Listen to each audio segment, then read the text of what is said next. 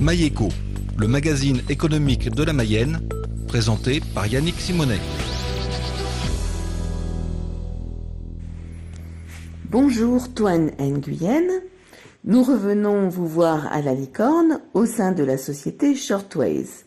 On a vu la semaine dernière la nature de votre activité, maintenant on va s'intéresser à votre développement.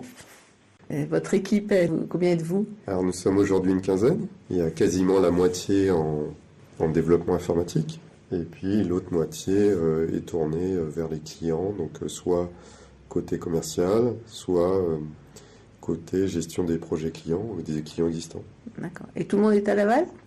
En 3/4 sont sur Laval, ici à la Licorne, et puis nous sommes, parce que je dis nous, parce que moi-même je ne suis pas résident à Laval, nous sommes le reste à Paris. Puis au niveau résultat ou commercial, ça fonctionne bien, parce que maintenant ça fait plus de 10 ans que vous existez. On a une première vie un peu comme une start-up, où ça a été pas simple tous les jours.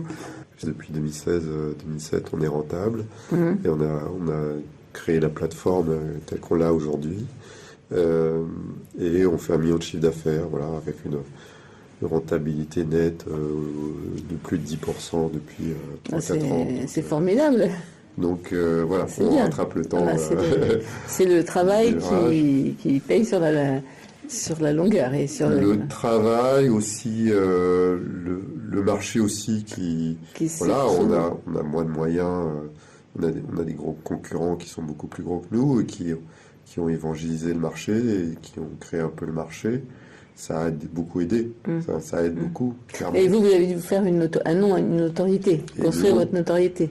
Et nous ensuite, construire la notoriété, quand on a une taille de 15 personnes, ça se fait avec la qualité de ce qu'on fait avec nos clients. Ça se fait que comme ça. Donc c'est, parce que vous avez quand même de très gros clients, donc il a fallu faire ses preuves. Il a fallu effectivement faire ses preuves.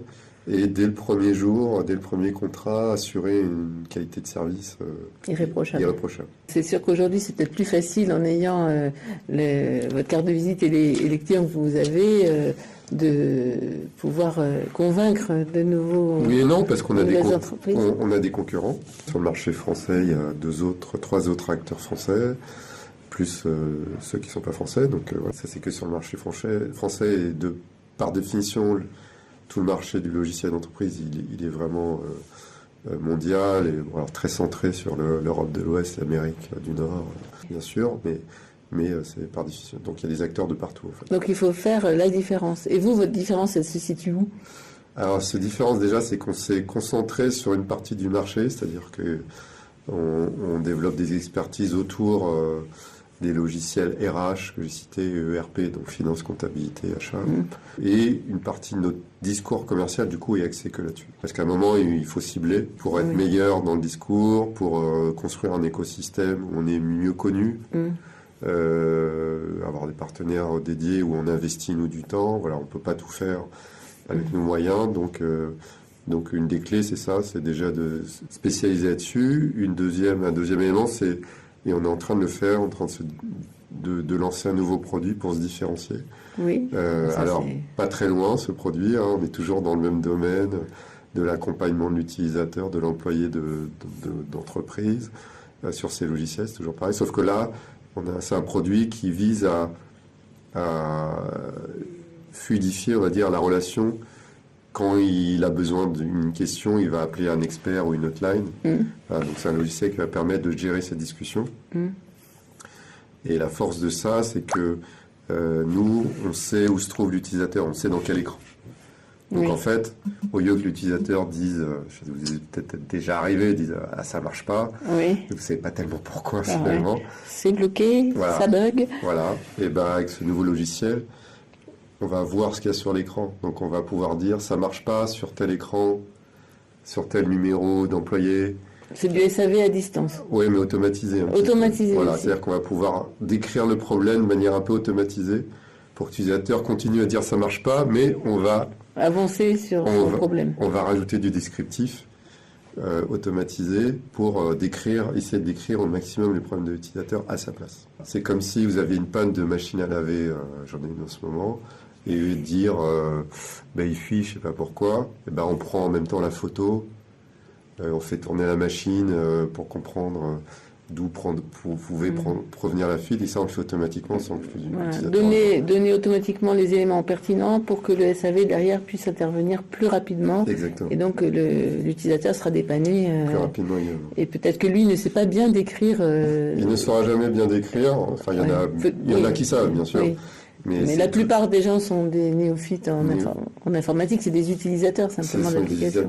Et ce qui devient complexe, c'est que il y a des problèmes informatiques, des bugs, des choses comme ça, mais il y a aussi des problèmes liés à des process. C'est-à-dire que un process d'achat dans une entreprise comme Sodexo, Orange, Total Energy, ça peut être assez complexe en fait. Parce que vous avez plein de fournisseurs, vous avez plein de niveaux de validation. Voilà, c'est pas toujours hyper simple. Donc, on peut tomber dans un cas un peu tordu et il y a besoin d'aide qui soit même pas informatique, qui soit juste comment on fait pour me débloquer.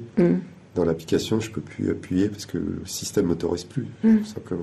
Il commence à y avoir pas mal de questions de ce type-là. En fait, il faut vraiment être à l'écoute du client pour bien cerner son besoin et puis vous adapter à la solution qui soit la meilleure pour lui. Faire en sorte d'avoir un logiciel qui, lui, soit capable de résoudre ses problèmes. D'accord.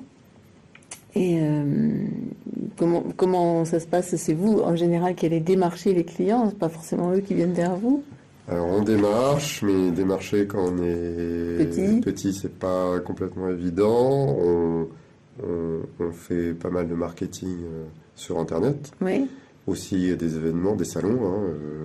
Là, vous allez participer à des salons? On participe entre 2 et 3 salons par an.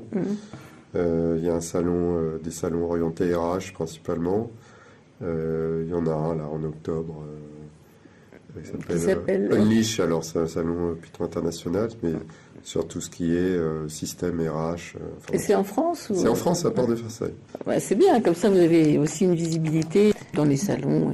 Oui, voilà, donc c'est des investissements effectivement pour la notoriété, pour rencontrer physiquement aussi des gens, se faire connaître. On signe rarement sur un salon. Mais ça permet de... Voilà. Un premier contact. Exactement. Oui. Et vous avez parlé aussi de la French Tech Alors, ça fait partie des activités connexes, je dirais. Moi, comme ça fait longtemps, je dirais que je suis dans le paysage peut-être des sociétés nouvelles à Laval. Oui. Voilà, j'ai été sollicité récemment pour faire partie du bureau de la French Tech Laval, donc il y a une association d'entrepreneurs du territoire, labellisée. La French Tech, c'est un label national qui vise à promouvoir l'usage des technologies innovantes et via les entreprises innovantes, techniquement innovantes. Et donc, il y a un pôle qui est la French Tech Laval. Et donc, dans ce cadre, ce regroupement d'entrepreneurs, il a pour but d'organiser, de favoriser, de valoriser ces innovations technologiques. Ça passe par du networking, ça passe par des événements type... Alors moi, j'organise des conférences informatiques, avec différents thèmes, sur la cybersécurité, sur l'intelligence artificielle, par exemple. Voilà, on a démarré ça début 2024, et on en a fait 6 jusqu'à maintenant, et puis la prochaine... Et donc sur la cybersécurité, avec un intervenant de l'ESIA, on fait aussi... L'idée, c'est aussi de valoriser les expertises. Un réseau local. Exactement. Et ce sont toutes des sociétés plutôt innovantes dans la French Tech. C'est ça. Toutes innovantes, avec, pour la plupart, une innovation technologique basée sur la technologie. Comment est-ce que vous êtes arrivé à Laval Mayenne Technopole? Eh bien, complètement par hasard. Je me baladais, si j'ose dire, au Salon des entrepreneurs à Paris. Oui. Et j'attendais pour une conférence et Christian Travier m'a abordé, je crois. Donc le responsable de la Technopole de Laval. Exactement. Et il m'a demandé si j'avais des projets d'innovation ou autre. Enfin, il m'a demandé ce que je faisais, etc. À l'époque, j'étais consultant indépendant.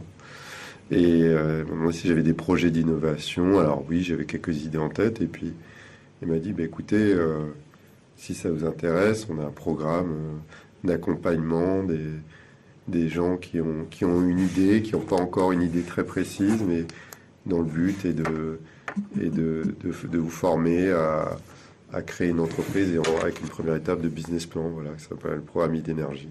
Voilà. Donc il m'a parlé de ça et j'ai regardé et puis c'était pas si compliqué de déposer un dossier. Il n'y avait pas tant que ça de structure à l'époque qui proposaient de ce type d'accompagnement. Parce que la plupart demandaient un business plan, par exemple. Là, justement, c'était le but de cet accompagnement, d'aider à créer un business plan. Moi, j'y connaissais rien là-dedans. Et donc, j'ai postulé parce que je trouvais que c'était une opportunité intéressante. Donc, c'est comme ça que l'histoire a démarré. Pour Shortways à Laval. Exactement. Eh bien, merci beaucoup. Merci, France. Et au revoir et surtout un bon développement pour Shortways. Merci.